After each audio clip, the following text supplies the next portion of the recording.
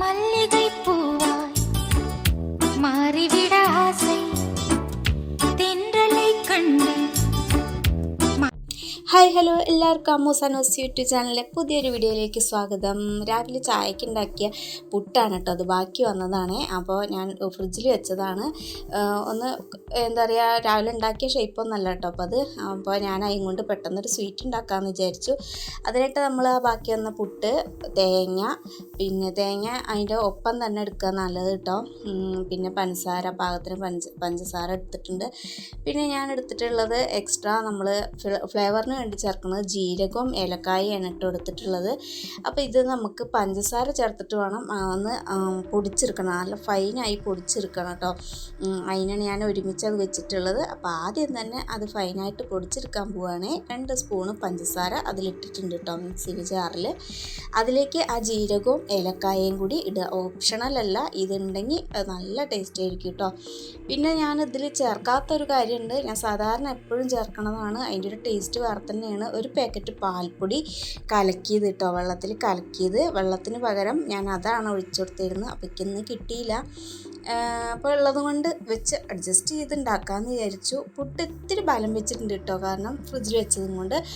അപ്പോൾ നിങ്ങൾക്ക് വേണമെങ്കിൽ ഇത് അതേപോലെ, ഞാനിപ്പോൾ ആവിയൊന്നും കയറ്റുന്നില്ല, പക്ഷേ ഇതുപോലെ നമ്മൾ പൊടിക്കൊന്നും ചെയ്യാതെ അങ്ങനെ തന്നെ കുറ്റിയിലിട്ടിട്ട് ഒന്ന് ആവി കൊള്ളിച്ചിട്ടാൽ നല്ല സോഫ്റ്റ് ആവും കേട്ടോ. ഇപ്പോൾ ഇതൊരു ടിപ്പും കൂടിയാണ് കേട്ടോ, കാരണം നമ്മൾ ബാക്കി വന്ന പുട്ടൊക്കെ ഫ്രിഡ്ജിൽ വെച്ചാൽ പിന്നെ എടുക്കുമ്പോൾ നല്ല ബലമാവില്ലേ. അപ്പോൾ ബലമാവുമ്പോൾ അത് അതേപോലെ തന്നെ നമ്മൾ പൊടിക്കൊന്നും ചെയ്യാതെ അതേപോലെ പുട്ടും കുറ്റിയിലിട്ട് ഒന്ന് ആവി കൊള്ളിച്ചാൽ നല്ല നമ്മൾ അപ്പം ഉണ്ടാക്കിയ പുട്ട് പോലെ അത്രയും സോഫ്റ്റായിരിക്കും കേട്ടോ. അപ്പോൾ ഞാനിതൊന്ന് ക്രഷ് ചെയ്തെടുക്കുന്നുണ്ട്. അപ്പോൾ ആവി കൊള്ളിച്ചിട്ടാണെന്ന് വെച്ചാൽ നമുക്കത് പൊടിക്കാനൊരു എളുപ്പത്തിന് വേണ്ടിയിട്ടാണ് ഞാൻ വേണമെങ്കിൽ ആവി കൊള്ളിക്കാമെന്ന് പറഞ്ഞത്. ഞാനിപ്പോൾ അത് ചെയ്യുന്നില്ല, ഇത്തിരി കഷ്ടപ്പെട്ട് പൊടിച്ചെടുത്തിട്ടുണ്ട്. അപ്പോൾ ഇനി ചെറുതായിട്ട് കട്ടകളൊക്കെ ഉള്ളത് അത് തന്നെ ഇങ്ങോട്ട് ശരിയായിക്കോളും. അതുകൊണ്ട് അത്ര ഫൈനായിട്ട് ഞാൻ കട്ട ഉടച്ചിട്ടൊന്നുമില്ല കേട്ടോ. അപ്പോൾ നമ്മുടെ പുട്ടിൻ്റെ ഇത് റെഡി ആയിട്ടുണ്ട്. ഇനി തേങ്ങ ഞാൻ കുറച്ചേ എടുത്തിട്ടുള്ളൂ, നമ്മൾ ആ പുട്ടിൻ്റെ അത്ര തന്നെ എടുക്കുകയാണെന്ന് വെച്ചാൽ നല്ലതാണ്. ഇനി ആ തേങ്ങ ഞാനൊന്ന് ക്രഷ് ചെയ്യുന്നുണ്ട് കേട്ടോ, മിക്സിൻ്റെ ജാറിലിട്ടിട്ട്. അരക്കിയല്ല, ഒന്ന് വെള്ളമൊന്നും ചേർക്കാതെ ഒന്ന് ക്രഷ് ചെയ്തെടുക്കുകയാണേ. അപ്പോൾ മധുരം നമ്മളെടുത്താൽ കണ്ടില്ലേ, ആ ഉറുമ്പ്, കറുത്ത ഉറുമ്പ് അങ്ങനെ വന്നുകൊണ്ടിരിക്കും കേട്ടോ, 1-2 ഒക്കെ. അതാണ് മധുരത്തിൻ്റെ മണം തട്ടിയപ്പോൾ ഉറുമ്പ് എത്തിയതാണ്.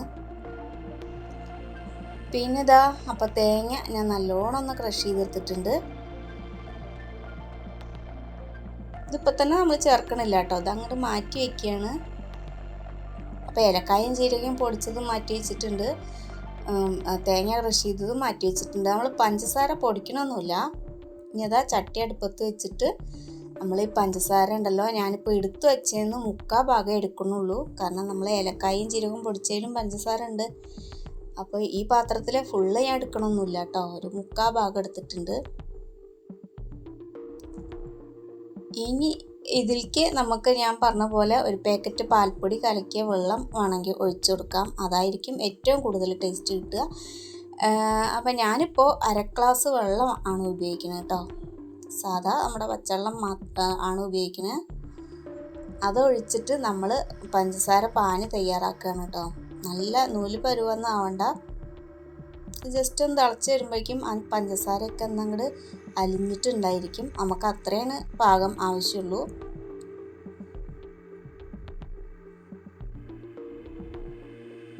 ഇത് കാരമലൈസ് ചെയ്യണ്ടെന്ന് വിചാരിച്ചിട്ടാണ് ഞാൻ ആദ്യം തന്നെ വെള്ളം ഒഴിച്ചിട്ട് കേട്ടോ. കാരമലൈസ് ആണെന്ന് നമ്മൾ ആദ്യം വെള്ളം ഒഴിക്കൊന്നും വേണ്ട, അത് നല്ലോണം ഒന്ന് കാരമലൈസ് ആയ ശേഷം മാത്രം ഒഴിച്ചാലും മതി. ഞാൻ എപ്പോഴും ആ പാൽപ്പൊടി കലക്കിയ വെള്ളം ഒഴിച്ചിട്ട് ഉണ്ടാക്കില്ല കേട്ടോ, അതിൻ്റെ ഒരു ടേസ്റ്റ് വേറെ തന്നെയാണ്. കിട്ടാത്തത് കൊണ്ട് മാത്രമാണ് ഞാനിപ്പോൾ അങ്ങനെ ചെയ്യുന്നത് കേട്ടോ. അപ്പോൾ അതിലേക്ക് പഞ്ചസാരപ്പാനി റെഡിയായ ശേഷം അതേ ചൂടിലേക്ക് തീയൊന്നും കെടുത്തണമൊന്നുമില്ല, മീഡിയം ഫ്ലെയിമിൽ ഇട്ടിട്ടാണ് ആ പുട്ട് പൊടിച്ചത് കുറേശ്ശെ ആയിട്ട് അതിലേക്ക് തട്ടിയിട്ട് ഞാനത് നല്ലോണം ഒന്ന് മിക്സാക്കി. ഇനി അത് നല്ല അങ്ങോട്ട് വറ്റിച്ച് കിട്ടണം കേട്ടോ നമുക്ക്.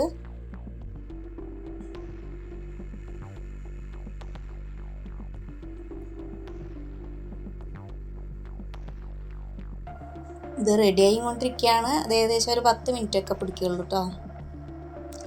അതിലേക്ക് ഞാൻ തേങ്ങ ക്രഷ് ചെയ്തത് ഇട്ട് കൊടുത്തിട്ടുണ്ട്. അപ്പോൾ അത് മുഴുവൻ പഞ്ചസാര പാനിയിൽ കിടന്ന് വറ്റി ഇതാവണതിന് മുന്നേ നമ്മൾ തേങ്ങ ഇട്ട് കൊടുക്കുന്നുണ്ട്. ഇനി ഇട്ട് കൊടുക്കാനുള്ളത് തേങ്ങയും ഏലക്കായും ജീരകവും പൊടിച്ച പൊടി ഇട്ട് കൊടുക്കണം കേട്ടോ.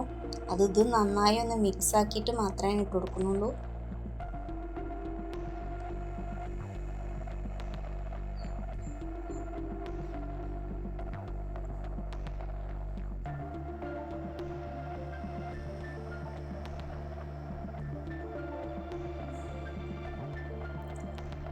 ആ പൊടി ഇട്ട് കൊടുത്തിട്ടുണ്ട്. അപ്പോൾ ഇതിലും പഞ്ചസാര ഉണ്ടല്ലോ, അതുകൊണ്ടാണ് ഞാൻ എടുത്ത പഞ്ചസാര മുഴുവൻ ഇടാഞ്ഞത്. ഇനി നമുക്കൊന്നും ചെയ്യാനില്ല കേട്ടോ. ഇത് നല്ലോണം ഒന്നങ്ങോട്ട്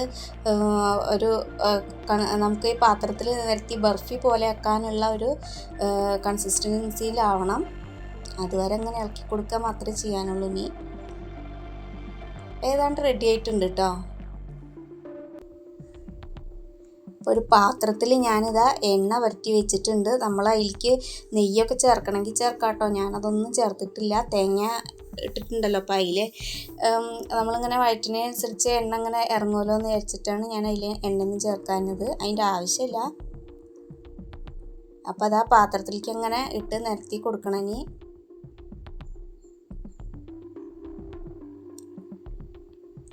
തേങ്ങ ബർഫി, കടല ബർഫി എന്നൊക്കെ പറയണ പോലെ ഇത് പുട്ട് ബർഫി എന്നൊരു പേര് ഞാൻ ഇട്ടിട്ടുണ്ട് കേട്ടോ.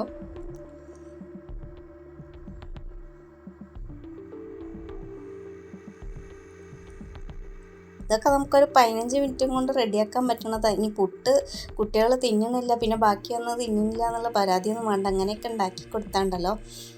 ഇതെപ്പോൾ പാത്രം ഒഴിഞ്ഞ് ചോദിച്ചാൽ മതി. അങ്ങനെയാണ് ഞങ്ങൾ ചെയ്യൽ.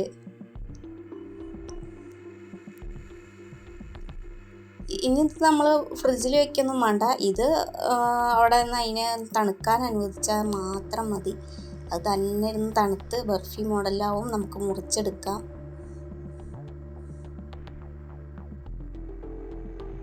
ഞാൻ ഫോർക്ക് വെച്ചിട്ടാട്ടോ അങ്ങനെ നല്ലോണം നിരത്തി കൊടുക്കണത്. നല്ലോണം അമർത്തി കൊടുക്കണം, എന്നാലേ അത് ശരിക്കും തണുത്ത് വരുമ്പോഴേക്കും നമുക്ക് മുറിച്ചെടുക്കാൻ പറ്റുള്ളൂ. അപ്പോൾ നമ്മുടെ ബർഫി ഇവിടെ റെഡി ആയിട്ടുണ്ട്. പുട്ട് ബർഫി ഇവിടെ റെഡി ആയിട്ടുണ്ട്.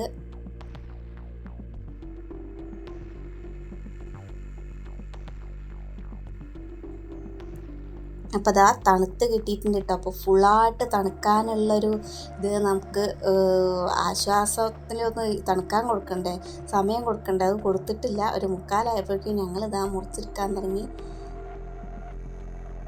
അപ്പോൾ അത് നല്ല തണുക്കണതിൻ്റെ മുമ്പ് എടുത്തും കൊണ്ടാണ് കേട്ടോ അതിങ്ങനെ ചെറുതായിട്ടൊരു പൊട്ടലൊക്കെ വരുന്നത്.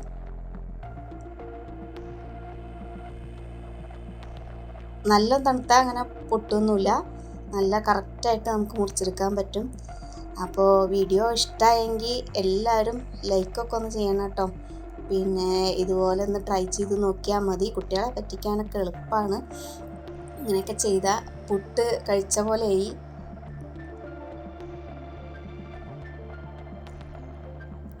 അപ്പോൾ എൻ്റെ അടുത്ത വീഡിയോയിൽ വരുന്നവരെ എല്ലാവർക്കും ബൈ.